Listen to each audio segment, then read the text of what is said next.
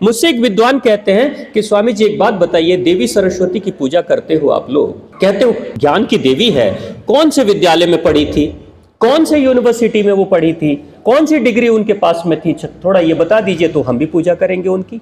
आप हिंदू हैं, आपके बच्चे भी किसी कॉन्वेंट स्कूल में जाएंगे, विद्यालय में जाएंगे, तो आपके बच्चों को वो अपने प्रेयर सिखाएंगे, वो उनके सिलेबस का पार्ट हो ना हो, लेकिन वो आपके बच्चों को पढ़ाएंगे। वो क्रिश्चियनिटी को बचपन में सिखाते हैं, मुस्लिम वाले इस्लाम को बचपन में सिखा देते हैं, और हम हिंदू कहते हैं रामायण महाभारत वेद पुराण बुढ़ापे में पढ़ना चाहिए, धर्म ग्रंथों की शिक्षा बुढ़ापे में लेनी चाहिए, सत्संग प्रवचन बुढ़ापे में लेनी चाहिए। जब जिंदगी खत्म ही हो जाएगी तो जीवन को जीने की कला जो हमारे ग्रंथों में पड़ी हुई है उसको सीख के हम करेंगे क्या, जब जिंदगी पहले ही खत्म हो गई। आज के इस हिंदू सम्मेलन में आप सभी का स्वागत है। मैं एक छोटी सी सत्य घटना पे आधारित कथा के माध्यम से मैं इस विषय को रखना चाहता हूँ। यह घटना घटी थी बिहार के मिथिला क्षेत्र में, जिसको मैथिली कहते हैं, और वहाँ के मिथिला के एक बहुत ही महान कवि हुआ करते थे, विद्यापति। कवि विद्यापति के बारे में कहते हैं कि उनकी लेखनी अमर है और आज भी उनकी कविताएं गाई जाती हैं, उसके ऊपर कई फिल्में भी बनी हैं। विद्यापति के साथ एक विचित्र घटना घटी थी। एक बार किसी रास्ते पे वो चल रहे थे, उस समय एक बालक उन्हें मिला जो मंदबुद्धि था, वो ठीक से बोल नहीं पाता था और उसका व्यवहार ऐसा था जो सामान्य उम्र के लोगों के साथ जैसा होना चाहिए वैसा नहीं था। विद्यापति को दया आ गई उसके ऊपर और उसने कहा कि मेरे पास कोई काम नहीं है, मुझे कुछ काम दीजिए। तो बालक ने जब कहा कि मुझे कुछ काम दीजिए, तो विद्यापति ने कहा मेरे पास भी, मैं तो कवि हूँ, मैं कोई बहुत पैसे कमाता नहीं हूँ, तो मैं तुम्हें क्या काम दूंगा। वो बालक जिद करता है कि आप किसी भी काम पे रख लो, कुछ भी दे दो, मैं साथ में रहूँगा, 2 वक्त की रोटी दे देना, बस खाने को रोटी दे देना। विद्यापति को लगा चलो ठीक है, जब रोटी का ही सौदा है, सिर्फ रोटी देने मात्र से ये मेरे साथ रहने के लिए तैयार है, तो विद्यापति जी ने उसको रख लिया। वो लड़का उनके घर का खाना बनाता था, रसोइया का काम करता था, वो खुद खाना बनाता था और 2 वक्त की रोटी भी खा लेता था। एक बार विद्यापति कहीं जा रहे थे जंगल में, तो साथ में वो शिष्य की तरह जाता था, अपने साथ में वो चेले की तरह लेकर जाते थे उसको उनकी सेवा के लिए। बीच रास्ते में उनको प्यास लगने लगी, गला सूखने लगा, तो विद्यापति जी थक गए और थक कर एक पेड़ के नीचे बैठ गए। और नीचे जब पेड़ के नीचे बैठे तो बोले कि देखो अब मुझसे चला नहीं जा रहा है, कि तुम कहीं से मेरे लिए पानी की व्यवस्था करोगे क्या, मुझे बहुत प्यास लग रही है। वो बालक कहता है मैं गुरुजी अभी पानी लेकर आता हूँ। और थोड़ी देर में वो जंगलों से अंदर से वो लौट कर आता है और जो पानी पिलाता है, विद्यापति जी ने पानी पीने के बाद कहा ये पानी तो लगता है ये गंगा जल है, इतना पवित्र पानी, इतना शीतल पानी तो मैं हरिद्वार, ऋषिकेश या हिमालय के गंगा से ही प्राप्त करता हूँ, तुम इन जंगली क्षेत्रों में यानी कि बिहार के उस क्षेत्र में तुम इस पानी को कहाँ से लेकर आए। उसने कहा बस अंदर ही एक जगह पे जल स्रोत बह रहा है, वहीं से मैं पानी लेकर आया हूँ। विद्यापति को डाउट होने लगा और विद्यापति ने सोचा कि ये जल इस क्षेत्र का तो नहीं है, मैं लगातार भ्रमण करता हूँ। तो विद्यापति जिस क्षेत्र की तरफ वो इशारा कर रहा था लड़का, उधर ही चले गए। बोले चलो मुझे इधर से ही जाना है, यहीं से जाना है। तो वो चलते गए, लेकिन वो जल स्रोत मिला नहीं। जब नहीं मिला तब उन्होंने पूछा कि तुम पानी कहाँ से लेकर आए, तो वो कहता है बस इधर ही तो था। तो कहाँ है बताओ, दिखाओ मुझे। वो नहीं दिखा पाया। तो विद्यापति उसी जंगल में उसको बोलते हैं तुम बताओ तुम हो कौन, तुम कौन हो, तुम कहां से आए हो, ये पानी कहां से तुम लेकर आए हो। जब वो जिद करने लगे, बोले मैं कहीं नहीं जाऊंगा, तुम बताओगे नहीं तब तक मैं जाऊंगा नहीं। तो वो बालक अपने विराट स्वरूप में आता है और वो शिव शंभू थे। प्रेम से बोलिए भगवान शिव शंभू की। वो भगवान शिव शंभू थे और भगवान शिव शंभू ही अपनी जटाओं से गंगा का जल लाए थे, जो झाड़ियों के पीछे से लेकर आए थे। अब जब विराट स्वरूप को दिखाया तो उसके बाद विद्यापति उसके पैरों में साष्टांग प्रणाम किए और प्रणाम करने के बाद शिव शंभू फिर से उस बालक के स्वरूप में आए और बोले एक वादा पूरा करना, जिस दिन वादा तोड़ोगे उस दिन मैं छोड़ के तुम्हें चला जाऊंगा। उन्होंने पूछा बताओ क्या, किसी को मत बताना कि मैं कौन हूं, मेरा परिचय मत देना, तुम महान हो, तुम बहुत बड़ा कार्य करते हो और तुम्हारी आर्थिक स्थिति बहुत अच्छी नहीं है, तुम्हारे पास सेवक की कमी थी, इसलिए मैं तुम्हारी सेवा करने आया था, ताकि तुम्हारी सेवा अगर मैं कुछ करूंगा तो तुम्हारी लेखनी से जो कुछ लिखी जाएगी वो मानवता के कल्याण के लिए होगी। इसलिए मैं आया था तेरी सेवा करने के लिए। विद्यापति ने कहा, वादा कर लिया, ठीक है, मैं किसी को नहीं बताऊंगा। लेकिन एक दिन की बात है, उस लड़के का नाम, वो बालक जो था ना, वो उगना नाम था उसका, उगना। तो उगना करके विद्यापति की पत्नी बुलाती है किसी काम से, और आने में थोड़ा विलंब कर देता है। उगना बाहर से आने में विलंब करता है, 2-3 आवाज लगाती है, नहीं आता है। और जब थोड़ी देर के बाद उगना आता है घर के अंदर, तो विद्यापति की पत्नी जलती हुई लुकाठी जो रसोई घर के मिट्टी के चूल्हे में जल रही थी, उस जलती हुई लुकाठी को निकालती है और उस जलती लुकाठी से उसको मारना शुरू कर देती है। विद्यापति के उस सेवक को, यानी उगना की पिटाई करने लगती है। उगना की पिटाई जब होती है, उगना जब चिल्लाने लगता है, तो विद्यापति ने जब देखा तो वो दौड़ते हुए आते हैं और रोक नहीं पाए अपने आप को और कहते हैं, अरे ये भगवान है, तो भगवान को मार रही है, ये भगवान है मेरे, ये शिव शंभु साक्षात मेरी सेवा के लिए है। बस वही समय था जब उगना अंतर ध्यान हो जाता है और चला जाता है, फिर दोबारा नहीं आता। विद्यापति इतने विचलित होते हैं कि उसके बाद से उगना के नाम से उन्होंने कई कविताएं लिखी। लोगों ने कहा वो विक्षिप्त हो गए और शायद उनका अंत भी हो गया, लेकिन आज उगना के नाम से उगना मंदिर भी शिव मंदिर है वहां पे।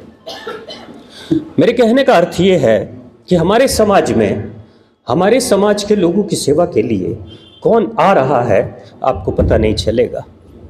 वो जो मेहतर का कार्य कर रहा है, वो सफाई कर्मचारी बनकर कार्य कर रहा है, वो छोटा इंसान जो दिखाई दे रहा है, वो आपको पता नहीं चलेगा वो कौन है। और भगवान कभी बड़े होके नहीं आते।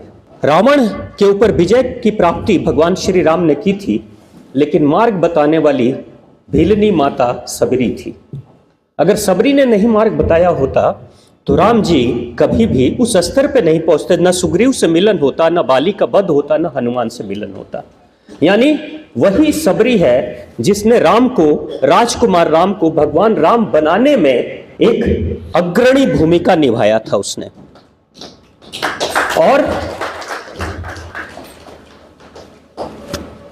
और हमारे राम भी कैसे, आज भी आप किसी घर में चले जाओ, आपको कोई जूठा भी जल देगा, मुझे नहीं लगता कि आप में से कोई भी ग्रहण करेगा, मुझे भी संकोच होगा लेने में।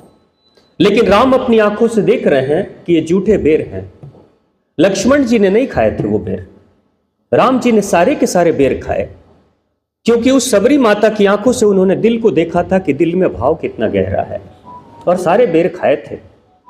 जिस रामराज की परिकल्पना हम आज कर रहे हैं कि रामराज आना चाहिए, रामराज लाने के लिए उस राजकुमार को भगवान राम बनाने वाले लोग कौन थे? वो किसी शहर के लोग नहीं थे, वो किसी राजघराने के लोग नहीं थे। राजा जनक की सेना नहीं आई थी, अपनी पुत्री के अपहरण के बाद राजा जनक की सेना नहीं आई थी बचाने के लिए या देवी सीता को मुक्त कराने के लिए। राजा दशरथ की चक्रवर्ती सेना भी नहीं आई थी। राम भटकते हुए पेड़ों से, जल स्रोत से, सूरज चांद से अपने सीता का पता पूछने वाले राम की मदद वहां के जंगली ट्राइबल्स लोगों ने की थी। और वही जंगली ट्राइबल्स लोग, जो कोई लोहे का काम करता था, कोई जूता बनाता था चमड़े का, कोई पशुपालक था, कोई दूध निकालता था, कोई धोबी का काम करता था, कोई बढ़ई का काम करता था, यही वो सारे लोग आए थे और सबने कहा कि राम आप बस आगे चलो, हमारा नेतृत्व करो, जो कुछ भी मदद की जरूरत पड़ेगी हम आपकी मदद करेंगे, ऐसा सबने कहा था। और राम रोज लगभग 2 से 3 घंटे शाम के वक्त में उन सबको ट्रेनिंग दिया करते थे और उस ट्रेनिंग में युद्ध कला सिखाया करते थे राम। चूंकि राम स्वयं एक योद्धा थे, लेकिन सेना तो चाहिए ना, तो सेना यही वो लोग बने थे जो ट्राइबल्स थे, वो वनों में रहने वाले लोग थे, वो जंगलों में रहने वाले लोग थे, इसलिए उनको वननर कहा गया, वनों में रहने वाले नर। लेकिन अपभ्रंश हुआ इतने वर्षों से तो हमने उनको बानर कहना शुरू कर दिया।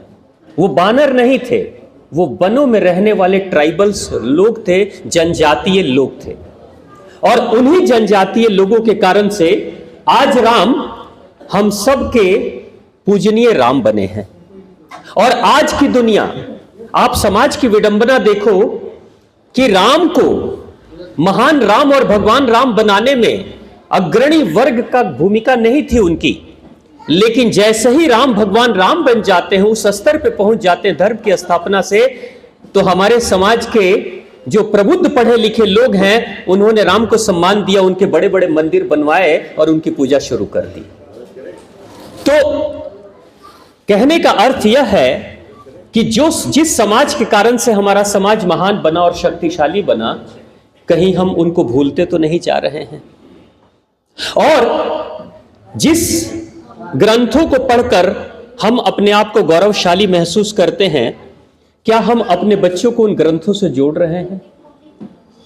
आज आप देखिए कैसी विडंबना है। हम कहते हैं हम विश्व गुरु हैं, हम कहते हैं सनातन धर्म से बेहतर कोई दूसरा धर्म नहीं इस दुनिया में, लेकिन लगभग आप देखेंगे तो सनातन धर्म से ही, सनातन धर्म के ज्ञान से, सनातन धर्म के ही साहित्यों से उठाकर जितने भी धर्म बने, पंथ संप्रदाय बने, अगर क्रिश्चियनिटी भी बनी है तो क्रिश्चियनिटी के बारे में भी यही कहते हैं कि जीसस क्राइस्ट हिमालय में और तिब्बतियन क्षेत्रों में रहकर जीसस क्राइस्ट ने गीता का ज्ञान प्राप्त किया था। और गीता का ज्ञान प्राप्त करने के बाद जो अपने क्षेत्र में गए थे, तो जब कभी भी उपदेश देते थे, जब कभी भी बातें करते थे, तो वो एक ही शब्द इस्तेमाल करते थे, कृष्ण की नीति, कृष्ण की नीति, कृष्ण की नीति। यानी गीता के बात को कहते थे कृष्ण की नीति। कृष्ण की नीति अपभ्रंश हुआ और क्रिश्चियनिटी वो बाद में चल के क्रिश्चियनिटी हुआ। आप देखिए भगवान कृष्ण सेवा की बात करते हैं और सबसे ज्यादा सेवा उन्होंने की है, और क्रिश्चियनिटी बेस ही करता है सेवा के ऊपर। आप लेकिन हमसे निकले हुए जो पंथ हैं, आज वो हमसे आगे हो गए और हम पीछे चले गए। उसके पीछे बहुत बड़ा कारण हमारी सोच है।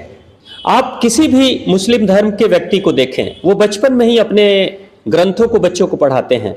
वो चाहे धर्म ग्रंथ पढ़ा ले, चाहे उनके कुरान पढ़ा ले, चाहे जो कुछ भी पढ़ा ले, लेकिन बचपन में पढ़ाते हैं। क्रिश्चियनिटी, आप हिंदू हैं, आपके बच्चे भी किसी कॉन्वेंट स्कूल में जाएंगे, विद्यालय में जाएंगे, तो आपके बच्चों को वो अपने प्रेयर सिखाएंगे। वो उनके सिलेबस का पार्ट हो ना हो, लेकिन वो आपके बच्चों को पढ़ाएंगे। आपके बच्चों को वो पढ़ा देते हैं। वो क्रिश्चियनिटी को बचपन में सिखाते हैं। मुस्लिम वाले इस्लाम को बचपन में सिखा देते हैं। और हम हिंदू कहते हैं रामायण, महाभारत, वेद, पुराण बुढ़ापे में पढ़ना चाहिए।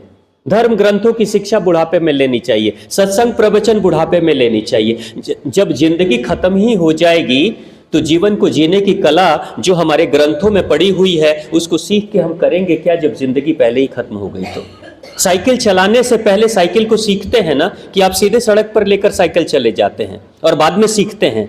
नहीं। तो जीवन को हम जी लेते हैं, हम हिंदू पूरा जीवन जी लेते हैं, और बाद में बुढ़ापे में हम अपने उस मैनुअल को, जिसमें महाभारत के परम ज्ञान और रामायण के परम ज्ञान लिखे हुए हैं, उसको हम बाद में पढ़ते हैं। तो ये गलती हमारी है।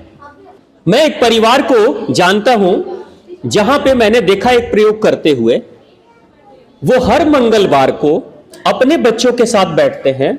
परिवार के 4-5 लोग हैं, सभी लोग बैठते हैं। घर में 2 बेटे 1 बेटी है। उस परिवार में मैं भी गया। उन्होंने कहा कि स्वामी जी, पिछले 15 सालों से हम यह प्रयोग कर रहे हैं, और मुझे लगता है ऐसे प्रयोग आप सभी को करने चाहिए, समाज में सभी वर्ग के लोगों को करने चाहिए। उसमें करते क्या हैं कि बच्चे, घर का बेटा हो चाहे बेटी हो, जो भी बच्चे घर में हैं, उनको एक मंगलवार को वो टास्क दे देते हैं कि बेटा आज के शाम की जो कथा होगी, सत्संग होगा, वो आप बोलोगे और आप कोई चैप्टर पढ़ के आओगे। रामायण के चैप्टर पढ़ लो, महाभारत का कोई एक चैप्टर पढ़ के आओगे। वो बच्चा तैयार करके आएगा। 5वीं, 6ठी, 7वीं, 9वीं के बच्चों को मैंने देखा कि वो आए, हम सब बैठ गए और उस बच्चे ने पूरा पाठ किया, और पाठ करने के बाद उसके मर्म को समझाया कि गीता में ये लिखा गया है तो इसका अर्थ क्या है, रामायण में अगर ये लिखा गया है और राम जी को वनवास हुआ तो उसका अर्थ क्या है, और वनवास के बाद राम जी ने क्या किया। बच्चा एक्सप्लेन कर रहा है, घर की बच्ची एक्सप्लेन कर रही है, और उसके बाद से सब लोग मिलजुल के आरती करते हैं, और फिर जाके प्रसाद हुआ, बस समापन। हफ्ते में 1 दिन करेंगे, सप्ताह में सिर्फ 1 दिन मंगलवार को करेंगे। मैंने पूछा कि ये जो आप करते हो, इससे आपको फायदा क्या हुआ, इसके परिणाम क्या हुए? वो कहते हैं पिछले हम 10-15 सालों से कर रहे हैं। एक फायदा हुआ हमारे घर में कि मेरे मोहल्ले में जब लड़का 16, 17, 18 साल का होता है, तो लगभग सभी घर के लड़कों की शिकायत कहीं ना कहीं से चली आती है। कहीं ना कहीं लड़कियों की शिकायत भी चली आती है कि कोई लड़की कहीं भाग गई, कहीं कुछ हो गया, कहीं उसका चरित्र हनन हुआ, कुछ शिकायतें आई। लेकिन मैं फक्र से कह सकता हूं कि ना मेरी बेटी की शिकायत आज तक आई, ना मेरे बेटे की शिकायत आज तक आई, किसी की शिकायत नहीं आई। मैंने पूछा ऐसा क्यों, आपको क्या लगता है ऐसा क्यों हुआ? तो इसी सत्संग प्रवचन जो मंगलवार को मैं कर रहा हूं पिछले 10 वर्षों से ना, बचपन में ही मैंने अपने बच्चों के मन में, जो बहनें हैं, बेटियां हैं, उनके मन में मैंने सीता को दे दिया, मैंने द्रौपदी को भर दिया, उसमें मीरा के राग चला दिए मैंने। अब उसके पास मैंने एक आदर्श स्थापित कर दिया कि तुमको सीता जैसा बनना है महान, तुमको मीरा जैसा बनना है, तुमको द्रौपदी जैसा महान बनना है। यानी महान स्त्रियों की गाथाएं जो हमने सुनाई है और जो बच्चों ने पढ़े हैं, उसके कारण से उनके सामने एक बड़ा आदर्श जब खड़ा हो जाता है तो बच्चे फिर नीचे की तरफ नहीं देखते हैं, गिरने की कोशिश नहीं करते हैं।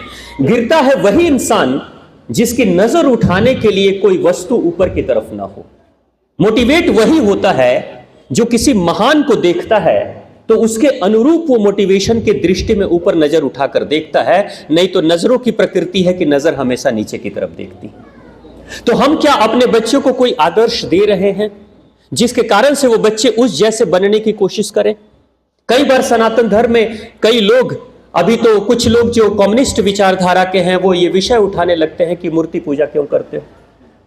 मुझसे भी कई लोग कहते हैं स्वामी जी ये कथा प्रवचन करने से क्या होगा, मूर्ति पूजा करने से क्या होगा, मूर्ति तो निर्जीव है, मूर्ति निर्जीव है, माटी की मूर्ति बना लेते हो, फोटो लगा देते हो और फिर सबको पता है वो निर्जीव है, उससे कुछ क्या होगा, आप लड्डू भी चढ़ा देते हो, आरती भी कर लेते हो, धूप बत्ती भी जला देते हो, माता के पास भी जल रही है बत्ती।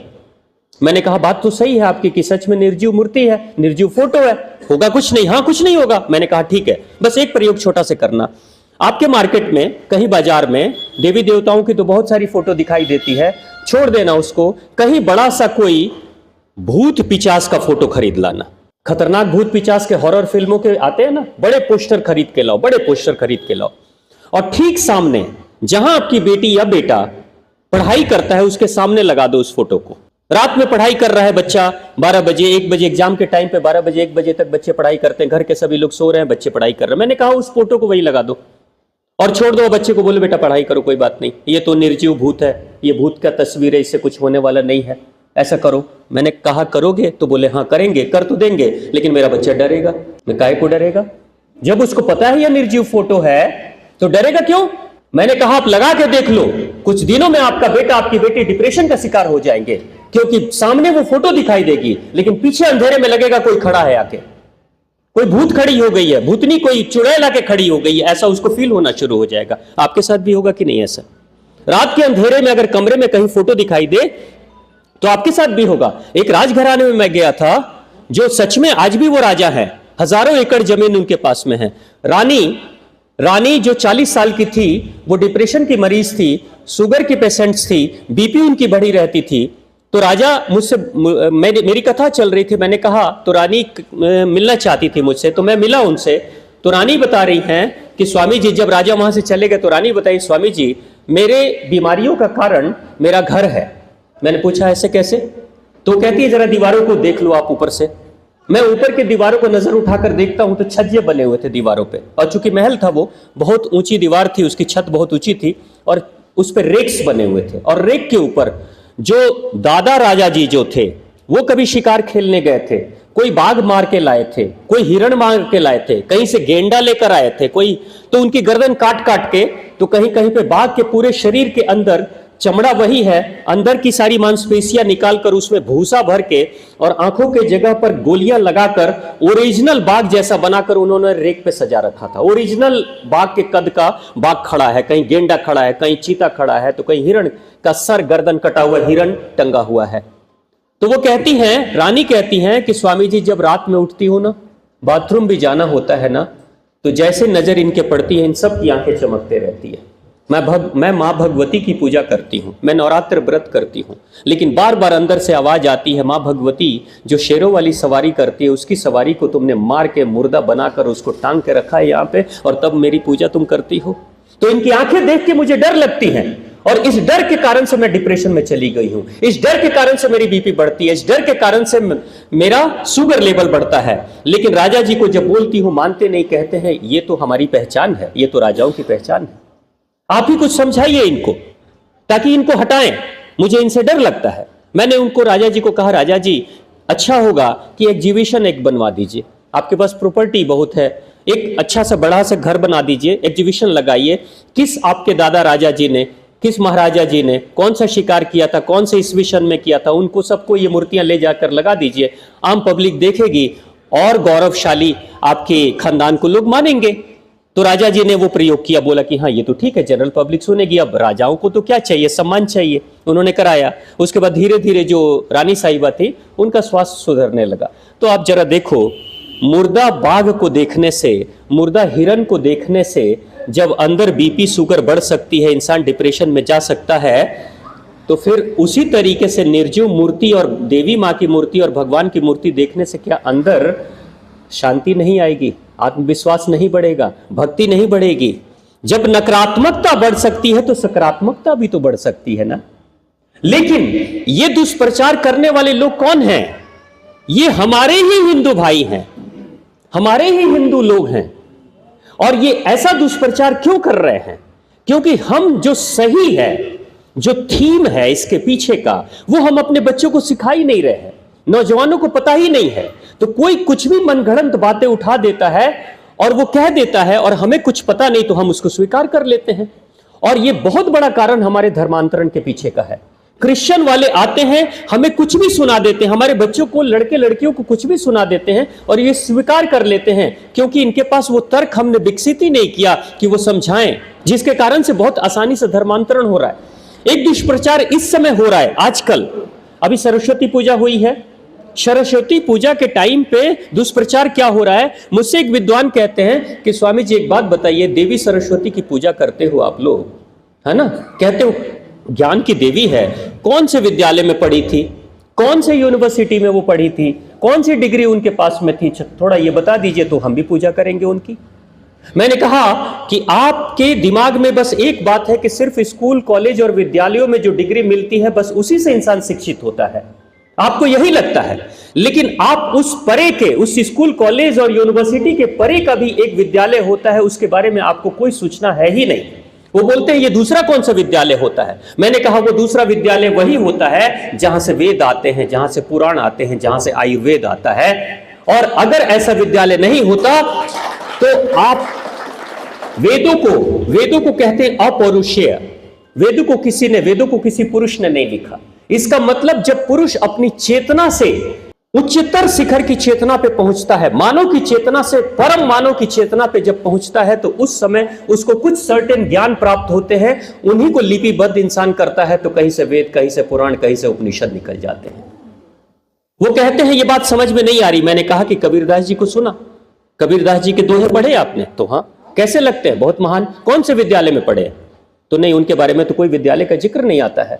लेकिन जो दोहे कबीरदास जी ने लिखे, आज दुनिया की यूनिवर्सिटी में उस पर रिसर्च हो रहा है, और जो रिसर्च करते हैं वो पीएचडी प्राप्त करते हैं, वो बड़े बड़े प्रोफेसर बन जाते हैं। लेकिन खुद कबीरदास जी कोई विद्यालय में नहीं गए। वो कहां से ज्ञान आया? वही ज्ञान मां सरस्वती का ज्ञान। वो चेतना के स्तर से जब ज्ञान उठता है तो इंसान के अंदर से ही वेद, पुराण, महान ग्रंथ निकलने शुरू हो जाते हैं। और अगर विश्वास न हो तो जो भी साइंटिफिक रिसर्च हुए हैं पूरी दुनिया भर में, जो प्रयोग पहले नहीं हुए थे, जब वैज्ञानिक खोज करना शुरू होता है, तो नया आविष्कार जब वैज्ञानिक करता है तो वो आविष्कार पहले हुआ ही नहीं है, तो नई चीज कहां से आ रही है? वो अंदर से आती है। अगर कंप्यूटर का भी आविष्कार हुआ तो कंप्यूटर जब पहले था ही नहीं, कंप्यूटर की कोई शिक्षा थी ही नहीं, तो कंप्यूटर बन के कहां से आया? टेलीफोन कहां से बन के आया? जीरो का आविष्कार कैसे हो रहा है? आर्यभट्ट ने इतने शोध कैसे किए? चाणक्य के पास इतना सारा ज्ञान कहां से आया? वो चेतना के स्तर पे आता है। और वो स्तर ऐसा है कि किसी विद्यालयों में यही चेतना के स्तर का ज्ञान जब आता है तो विद्यालयों में पुस्तक बनाकर, किताबें बनाकर, सिलेबस बनाकर बच्चों को पढ़ाया जाता है। वो उद्धार की शिक्षा होती है, वो उद्धार की शिक्षा होती है। तो समस्या देखिए कहां है। अगर धर्मांतरण हो रहा है हमारा, अगर हिंदू धर्म धीरे धीरे कमजोर हो रहा है और हमारी संख्या में कमी हो रही है, तो उसके जिम्मेदार हम स्वयं ही हैं। हम बार बार अगर ये रटते रहेंगे हम महान हैं, हमारा अस्तित्व ऐसा है कि मिटता ही नहीं है। भाई हम पाकिस्तान हमारा चला गया, बांग्लादेश हमारा चला गया, ईरान हमारा चला गया, अफगानिस्तान हमारा चला गया। अब क्या चाहते हैं? केरला तो जा ही रहा है ऐसे भी। नॉर्थ ईस्ट की हालत ऐसी है कि नॉर्थ ईस्ट के बच्चों से जब मैं बात करता हूं तो वो मुझसे पूछते हैं आर यू क्रिश्चियन और नॉन क्रिश्चियन। बस एक ही शब्द वो जानते हैं, क्रिश्चियन और नॉन क्रिश्चियन। उनको पता ही नहीं कि हिंदू भी कोई होते हैं। ये नॉर्थ ईस्ट की बात मैं बता रहा हूं, मणिपुर, मिजोरम, असम, नागालैंड, इनकी बात मैं बता रहा हूं। यानी भारत में भी लोगों को पता ही नहीं है। वहां के नॉर्थ ईस्ट के बच्चों को, कुछ बच्चों को हम लोग लेकर आए थे हॉस्टल में पढ़ाने के लिए बनवासी कल्याण आश्रम की तरफ से। तो शाम की आरती के समय उनको हाथ में लड्डू दिया जाता था, वो ले जाके डस्टबिन में फेंक देते थे। उनको पता ही नहीं कि ये प्रसाद खाया जाता है। तो ये कमी हमारी है। और एक बात हमें याद रखने की जरूरत है कि प्रोडक्ट चाहे कितना भी महान क्यों ना हो, अगर हिंदू सनातन धर्म बहुत महान है तो भी हिंदू सनातन धर्म खुद कुछ नहीं बोलेगा। हर प्रोडक्ट की मार्केटिंग कोई व्यक्ति करता है। अगर मेरे पास ये मोबाइल है और ये दुनिया का सर्वश्रेष्ठ मोबाइल है तो this mobile is nothing to do, इसकी प्रोडक्टिविटी कैसी है, इसकी क्वालिटी कैसी है, ये खुद नहीं बताएगा। इसका रिप्रेजेंटेशन कोई व्यक्ति करेगा कि ये कितना महान मोबाइल है, ये कितनी शानदार इसके एप्लीकेशंस है। नहीं तो ये खुद कुछ नहीं बोल सकता है। तो हमारे सनातन धर्म में भी सनातन धर्म को स्थापित करने के लिए हमारे व्यवहार में, हमारी बोलचाल में, हमारे आम जीवन के शैली में इनकी भी सनातन धर्म की मार्केटिंग करना जरूरी है और हर विषय पे बात करने की जरूरत है। धन्य है, भाग्य है भारत का कि राष्ट्रीय स्वयंसेवक संघ जैसी एक संस्था दुनिया में हुई और इतनी बड़ी संस्था पूरी दुनिया में कोई भी नहीं है।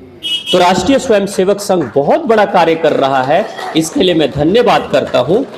और मैं आप सबसे प्रार्थना करता हूं कि बच्चों को पैसे कमाने की शिक्षा जरूर दीजिए, तकनीकी शिक्षा जरूर दीजिए, लेकिन धर्म को भी साथ में जोड़िए, धर्म का कॉन्सेप्ट क्लियर कराइए। नहीं तो बहुत तेजी से धर्मांतरण हो रहा है। और यह ऐसा ही कुछ सोच, हिंदू क्या सोचते हैं, हम हिंदू रहें, मुस्लिम रहें, सिख रहें, ईसाई रहें, कोई फर्क नहीं पड़ता है। ऐसा ही ईरानी लोगों ने सोचा था, ईरान के लोगों ने, पारसिया लोगों ने सोचा था, पारस के लोगों ने कहा हम हिंदू रहें, मुस्लिम रहें, पारसिया रहें, कोई फर्क नहीं पड़ता। और वो कन्वर्ट हो गए, वो लोग कन्वर्ट हो गए बहुत आसानी से। वहां इस्लाम उन्होंने अपना लिया, लेकिन इस्लाम अपनाते ही रूल ये बन गया कि अगर इस्लाम छोड़ोगे तो फांसी की सजा मिलेगी, पर्सिया छोड़ोगे तो कोई बात नहीं, इस्लाम छोड़ोगे फांसी की सजा मिलेगी। आज जो ईरान में लगभग 12-13 मस्जिदों को तोड़ा गया है, उसको तोड़ने वाला कौन है? मुस्लिम है। और वो वही बगावती लोग हैं जो छोड़ नहीं पा रहे हैं तो अंत में बगावत कर रहे हैं। तो इसलिए बहुत लिबरल, ये सो कॉल्ड लिबरलाइजेशन हमारे धर्म को खोखला कर रहा है। इसके लिए हमें सचेत रहने की जरूरत है। घर ही जब बर्बाद हो जाएगा तो फिर किस काम का हिंदू और किस काम का हिंदू धर्म। तो बहुत प्यार से आपने सुना, इसके लिए बहुत बहुत धन्यवाद।